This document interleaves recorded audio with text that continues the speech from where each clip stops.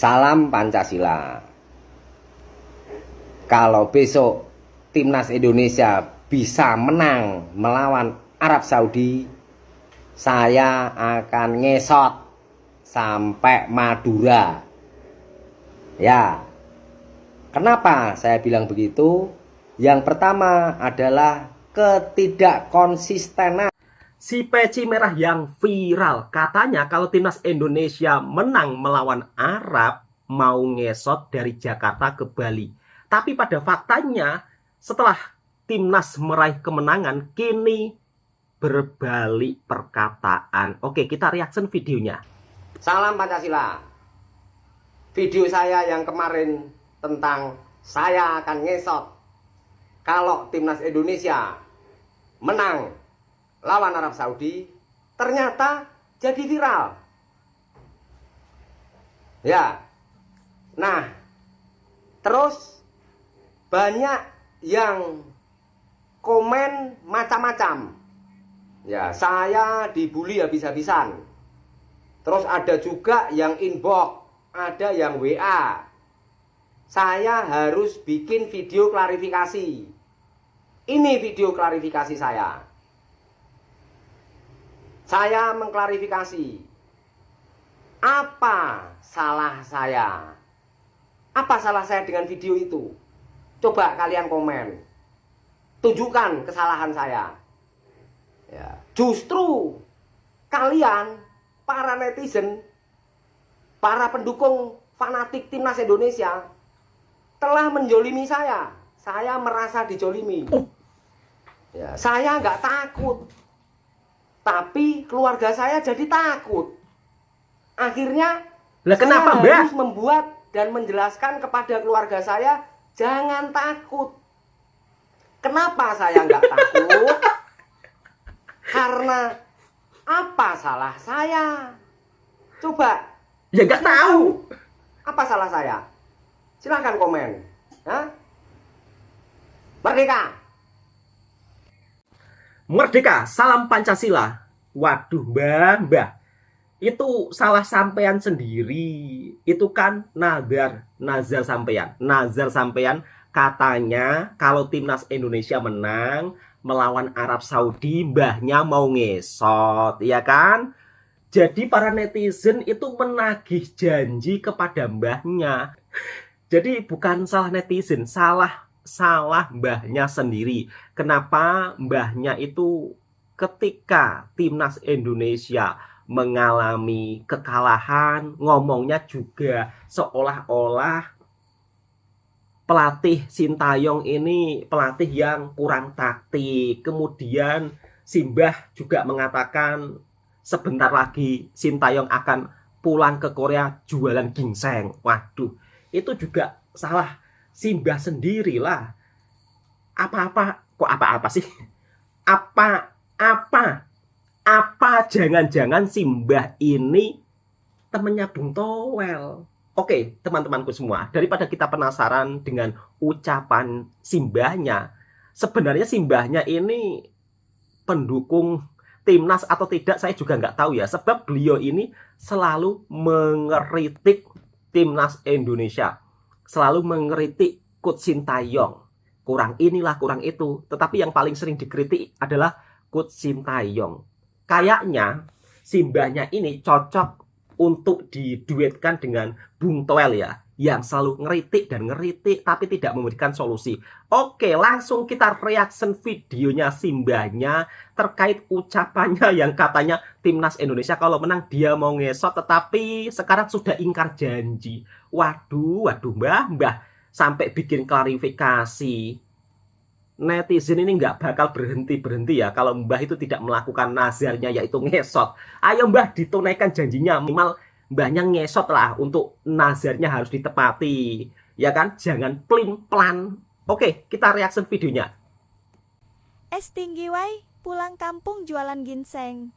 Jika timnas kalah lawan Arab Saudi hari ini. Salam Pancasila. Salam Pancasila, Mbah. Besok pukul 7 malam, Selasa 19 November 2024, kita akan menyaksikan pertandingan krusial antara timnas Indonesia melawan Arab Saudi. Setelah di kandang Arab Saudi, kita berhasil menahan imbang 1-1 dengan memasukkan gol lebih dulu. Ya. Kenapa saya bilang ini adalah pertandingan krusial?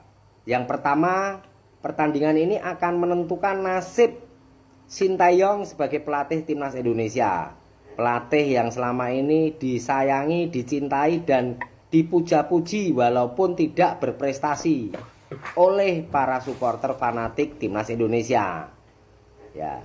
Yang kedua, pertandingan ini juga sangat menentukan posisi dan peluang timnas Indonesia untuk lolos ke Piala Dunia 2026. Ya. Ini hitung-hitungan detailnya. Peci merah, IQ tinggi. Jadi, timnas Indonesia sekarang berada di dasar klasemen dengan nilai 3. Selisih gol -5. Ya. Sementara tim-tim lain nilainya 6. Hanya Jepang yang nilainya sempurna 13. Ya. Jika timnas Indonesia menang lawan Arab Saudi, maka nilainya sama-sama 6. Ya. Dan timnas Indonesia akan langsung melejit ke posisi keempat klasemen. Jika pertandingan lain hasilnya menguntungkan timnas Indonesia. Ya, kalau timnas Indonesia menang 1-0 melawan Arab Saudi, kita tidak bisa menggeser posisi Arab Saudi di peringkat 3. Kita di peringkat 4. Karena selisih gol Arab Saudi ini -1. Ya, sementara kita -5. Jadi kalau menang 6-0, ya langsung kegeser tuh Arab Saudi. Kita di posisi 3, Arab Saudi turun ke posisi keempat. Posisi kedua masih ditempati oleh Australia dengan nilai 6. Ya, selisih golnya +1.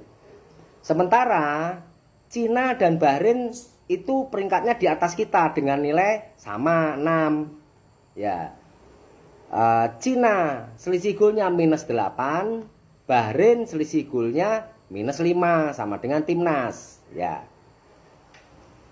Hasil pertandingan lain akan menguntungkan timnas Indonesia. Contohnya Jepang melawan Cina. Di atas kertas Jepang menang. Jika benar Jepang menang, maka Jepang akan semakin kokoh di peringkat 1, tidak bisa digeser. Betul, ya, Mbak. memang wajar lah. Iya. Timnasnya pemainnya bagus-bagus ya, top lah. Ya, Cina akan tetap 6 nilainya. Otomatis selisih golnya ketambahan minus, maka akan dilewati timnas Indonesia.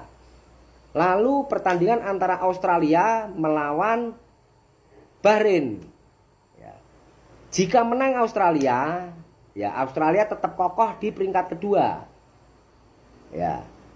Nah, Indonesia akan naik ke peringkat keempat. Jadi Jepang pasti menang lawan Cina. Hitungannya Australia juga pasti menang lawan Bahrain. Ya, walaupun 1-0 atau 2-0 atau setengah kosong lah, ya. Tapi nilainya akan bertambah. Jadi peringkat satunya Jepang semakin kokoh, ya. Australia berarti nilainya 9. Ya, Jepang tadi nilainya 16. Australia nilainya 9. Ya, nggak kekejar lah ya, selisih golnya dia berarti plus. Ya. Lalu peringkat ketiga Arab Saudi. Ya, dengan nilai sama dengan Indonesia, tetapi selisih golnya berbeda. Kalau timnas Indonesia menang 1-0, berarti selisih golnya Arab Saudi -2. Timnas Indonesia jadi -3. Ya kan masih tetap aja selisih gol yang menentukan. Ya makanya kalau bisa menang 6-0, maka timnas melewati atau menggeser posisi Arab Saudi, kan gitu ya kan. Kalau Bahrain sama Cina udahlah. Ya, kali ini mereka keok gitu. Ya, cuman persoalannya mampukah timnas Indonesia menang melawan Arab Saudi? Karena pada sesi pertandingan ini memang sangat menguntungkan buat timnas ya, main di kandang sendiri. melawan Arab Saudi, yang mana Arab Saudi pernah ditahan imbang di kandangnya dan timnas sebetulnya bisa menang waktu itu jika mempertahankan golnya ya, tapi kebales lah jadi 1-1 ya. Karena kondisi saat ini timnas Arab Saudi ini kayaknya sulit dikalahkan timnas Indonesia. Yang pertama adalah faktor pelatih ya. Pelatih timnas Arab Saudi ini Heinz Verve atau siapa gitu ya, itu ternyata adalah pelatih Arab Saudi yang mampu mengalahkan Argentina pada Piala Dunia 2022. Tentunya kualitasnya jauh di atas Sintayong. Kalau materi pemain, saya rasa berimbang lah antara timnas Indonesia melawan Arab Saudi ya. Mungkin timnas Indonesia di atas kertas sedikit. Tetapi memang kondisi timnas Indonesia saat ini juga sangat mengkhawatirkan, terutama di lini belakang. Setelah Mees Hilgers dan Kevin Dick tidak bisa main. Tapi mari kita lihat bersama hasilnya. Timnas menang, Sintayong bertahan. Timnas kalah, Sintayong out. Oke? Merdeka! Astie sudah siap meles. Jika timnas tak lolos Piala Dunia. Salam Pancasila. Sintayong bilang bahwa pertandingan antara timnas Indonesia melawan Arab Saudi nanti malam menjadi beban psikologi bagi dia. Ini pernyataan yang aneh. Ya. Pakai ini enggak. Ya, Sintayong itu bukan pelatih baru. Ya, dia sudah direkrut oleh Erick Thohir untuk merencanakan kemajuan sepak bola Indonesia sejak 2019. Sudah lama. Ya, kalau ini 2025 nanti berarti sudah 6 tahun. Ya, ini sudah masuk ke 6 tahun. Lah kalau sekarang posisi timnas Indonesia di grup C aja juru kunci dengan 3 poin, dengan materi pemain yang lumayan bagus karena sempat ditakuti oleh tim-tim dari Asia. Ya. Ya harusnya Sintayong nggak boleh mengatakan bahwa dia tertekan ya. Ya dia harusnya memang ditekan. Karena apa? Lah pelatih mana yang masih diampuni, masih dipakai? Ya, dari waktu melatih dia sudah panjang, artinya merencanakan dari 5 tahun yang lalu. Lalu disusunlah rencana-rencana, direkrutlah pemain-pemain naturalisasi diaspora. Ya, sehingga menyisihkan pemain-pemain lokal demi cita-cita luhur negara dan bangsa untuk tim sepak bola. Ya, sekarang puncaknya malah mbleto. Ya, malah nggak jelas gitu. Ya, ini aja timnas Indonesia berpeluang untuk tidak lolos dengan pencapaian saat ini. Sulit loh mengalahkan Arab Saudi walaupun di kandang kita. Ya, karena memang timnas Indonesia ini belum pernah menang. Draw terus sama kalah.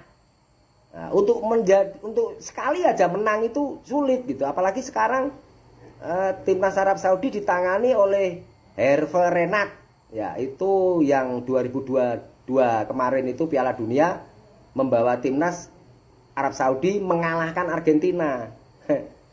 Ya, makin jauh harapannya gitu karena memang ya ketidakseriusan ya, kalau menurut saya ketidakseriusan dari Sintayong. Kalau ngelihat mimiknya memang dia itu suka guyon, nyepeleke, sembrono, ngentengke ya kan, mentang-mentang dia sudah dicintai dan dikagumi oleh seluruh rakyat Indonesia, didukung oleh para supporter fanatik Indonesia. Nah, silakan tuh para supporter fanatik. Sekarang kalian mau ngomong apa? Ya, kalau sampai timnas nggak lolos, terus kalian mau gimana? Hah? Ya pulangkan aja Sintayong ke Korea Selatan sana, suruh dagang ginseng aja. Nggak layak gitu ya, nggak layak gitu. Ya, alasannya kan Bambang Pamungkas bilang pelatih itu nggak boleh. Bagaimana timnas mau maju ketika pelatihnya gonta-ganti setiap setahun sekali atau setengah tahun sekali? Nah buktinya ya Sintayong saat ini terseok-seok membawa timnas Indonesia. Nah, Bambang Pamungkas coba ngomong aja lu. Ya, nggak bisa dibuktikan itu. Negara-negara maju aja ketika pelatihnya 2 kali atau 3 kali tidak membawa dampak positif, ya kan, dipecat, diganti. Mau pelatih sehebat apapun, sekelas Roberto Mancini, Mourinho, Pep Guardiola, ya kan, itu kalau 2-3 kali tidak berprestasi positif bagi timnya, ya buang aja gitu. Ya inilah kesalahan-kesalahan yang dilakukan oleh Erick Thohir terutama ya sebagai Ketua Umum PSSI yang berwenang untuk menentukan gonta-ganti pelatih, ya, menentukan naturalisasi pemain timnas, menentukan pemanggilan pemain-pemain timnas, ya. Nah, seperti itu kira-kira, ya. Udah, kalau ini nggak menang, ya udah Sintayong pulang aja ke Korea Selatan dagang jingiceng aja. Dan Erick Thohir terkena imbasnya, ya dia harus mundur dari Ketua Umum PSSI. Ya itu sebagai bentuk sanksi etik ya. Jadi ada tanggung jawab mental dan moral gitu. Ya. Merdeka. Mbah kan wis tuwa. Tinggal dukung saja kok repot. Ingat ya Mbah, Timnas Indonesia melangkah sampai ke putaran 3 kualifikasi Piala Dunia. Ini pertama kalinya Mbah, pertama kalinya. Kayak Timnas Indonesia selalu langganan putaran ketiga Mbah harus ingat jasa Coach Sintayong. Beliau ketika menangani Timnas Indonesia dengan materi pemain yang biasa-biasa saja, tetapi di Piala AFF itu juga boleh berbicara jauh, ya kan? Dengan materi pemain seadanya. Dan saat ini Timnas Indonesia pelan-pelan ditangani oleh Coach Sintayong sekarang menjadi salah satu tim yang ditakuti di Asia. Tinggal mendukung saja kok repot. Kok malah seolah-olah meremehkan Timnas Indonesia kita sendiri. Ada apa dengan Mbah ini? Apakah jangan-jangan Mbahnya ini temennya Bung Toel, ya kan? Selalu meremehkan Timnas Indonesia. Pada faktanya Timnas Indonesia menang melawan Arab Saudi. Mbahnya juga tidak mau menepati janji, katanya mau ngesot, ya kan? Berarti kalau seperti itu Mbahnya suka ingkar janji. Oke, udah cukup sampai di sini teman-teman. Saya rasa Mbahnya ini mungkin lupa ya, karena Mbahnya ini sudah berumur, jadi kita harap maklum. Dan teruntuk netizen udah stop ya, stop, nggak usah ngata-ngatain Mbahnya, kasihan. Ya kalau perlu kita datang rame-rame ke rumahnya, diajak ngopi Mbahnya bersama-sama, ya kan? Kasihan Mbahnya, ya kan? Mbahnya mungkin lupa lah kalau dia ngomong katanya jika timnas menang akan ngesot. Kemudian timnas Indonesia diremehkan oleh bangsanya sendiri. Waduh Mbah, soal urusan timnas Indonesia Mbah, tinggal support, tinggal mendukung saja kok repot. Udah cukup sekian. Assalamualaikum warahmatullahi wabarakatuh. Kiranya sahabatku suka dengan videonya Bang Toha, silahkan tekan tombol merahnya, subscribe, like, komen, dan bagikan ke sahabat-sahabat Anda semua. Assalamualaikum warahmatullahi wabarakatuh.